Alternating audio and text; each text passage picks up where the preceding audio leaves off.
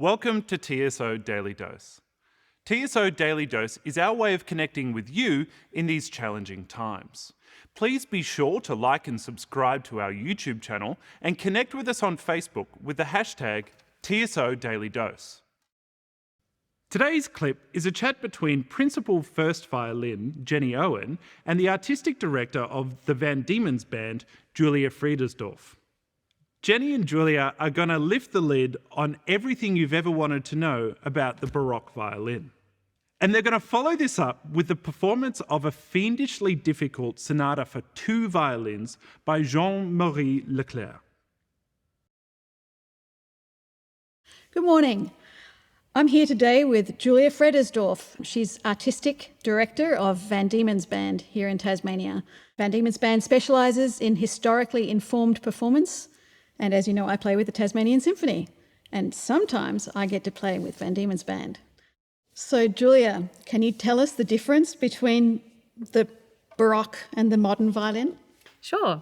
Shape-wise, they look very much the same, but there are a lot of things in the setup that make it quite different. So, for example, probably the biggest difference that people would notice are the gut strings. We use all gut, and then this is gut, which is wound with silver for the G. That's something that makes a huge difference to sound production. We also have a very light setup. We don't use the chin rest or the shoulder rest. So we just put the violin in place and hope for the best. And the bridge is different. That's the bridge. On the inside, there's a little piece of wood which is called the bass bar, it's smaller, basically, and the sound post is smaller as well. So all of those things combined make a sound that is a little bit more intimate. It doesn't project as far as a modern instrument, and that's kind of why the modern instrument evolved for the venues that it was being played in. What are the other differences? Oh yes, there's a difference in the angle of the neck. On a Baroque violin like mine, this angle is exactly straight. And on yours, it's tilted backwards. And what that does is makes a greater tension on the strings, which then also helps projection. With the projection. Is the bridge higher on the modern violin than the Baroque, or are they about the same? It is. Also, that's to do with the tension on the strings. And then, of course, normally modern instruments have steel strings, I which have are a more gold regular. E string. Even gold. Gold. Posh. So yeah, I guess what makes it so different for me is the gut. And then the other thing that I think is an even bigger difference is the bow. So I've got my early bow here as well. So this is what would have been used right up until when Corelli was writing, for example. It's very short. Just maybe we should put them together. The length is quite different. This is light. This is only about 42 grams. And It's about 50, 60. I've got black horsehair on mine. Oh, fancy. Yeah, which makes it a bit more gritty, which I like. And then this one is from around the 1720s. It's an English model. This is a copy of a 1720s bow. And you'll see that, again, it's got quite a sort of, rather than that concave shape, it's got a convex shape. Put them up next to each other again? Yeah. So that makes a huge difference to the sound production. Also, your stick is made with snakewood usually, the older ones, right? Yeah, these are both snakewood. And this is usually Pernambuco. Yeah. Is that how do you say Yeah, it? I don't know. I think so. So this wood is lighter and more springy, I think they say, and the snakewood is quite a heavy, It's quite dense wood. Yeah, this is quite a dense it wood. it was meant to stay still, whereas this is used. I mean, like the flexibility in the stick is used so that you can get, once again, for projection, right? Because you can push into the string more. And the modern bow, the reason that we got to that through the last 400 years is to make a really sustained sound. And with a Baroque bow, that wasn't actually what you were after necessarily.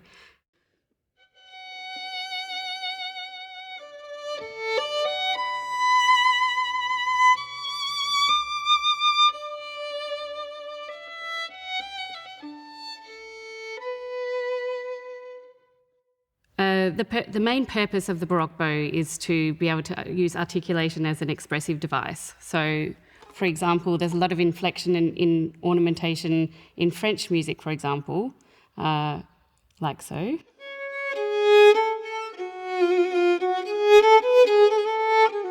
I'm also using something there called inégale, so it's where the bow plays unevenly, deliberately, and that's something that was seen as a quality back in the Baroque period, which we've tried to iron out over the years. The Italian school of violin playing, however, used a bow something like this, which is much shorter and quite vital. So good for playing things like this.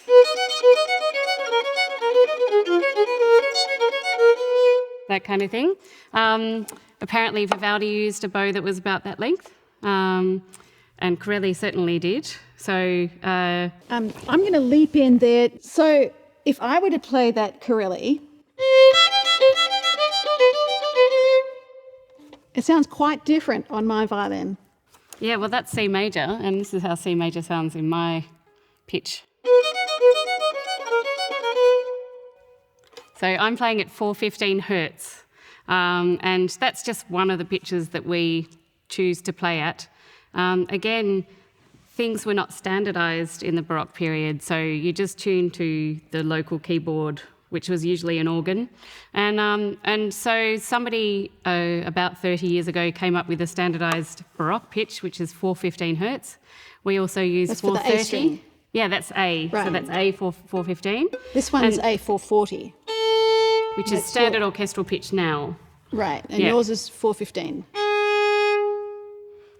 The other thing about historically informed performance is going back to the sources, and that's one thing that we consider to be really important, is using original editions like I'm using later on. We also look at treatises to find out what the instruction was at the time, so that we can, as closely as possible, follow what their advice was. We don't have recordings from back then, so we have to just do the research and go back to the source. And, So in a treatise, would they show you how they were holding the bow back then? I Yes, mean, yeah. you get it from a painting, obviously, if someone's holding their bow. But one of the treatises that we consider the Bible for violinists is the Gemignani Art of Playing on the Violin, and there's a little engraving there. Also, Leopold Mozart, same thing. See, Leopold Mozart taught Wolfgang Mozart on a Baroque violin. So we've prepared a piece to play for you today because we were limited in how many numbers of people we could have playing. I suggested to Julia that we play Leclair because he's written 6 sonatas for just 2 violins. Julia, you want to talk about Leclair? Yeah, Leclair was a violinist who came down through the lines from Corelli, actually. He learnt from Corelli's pupil. He was French, but I consider him quite international as a musician. He could write very well in all of the styles. Another thing to note about Leclair that's very interesting is his first profession was as a dancer. Ah. And he studied dancing in Italy, and then he came back and played the violin magnificently, apparently. They're very difficult. Leclair They are very duos. difficult. It's 2 violins trying to sound like 4.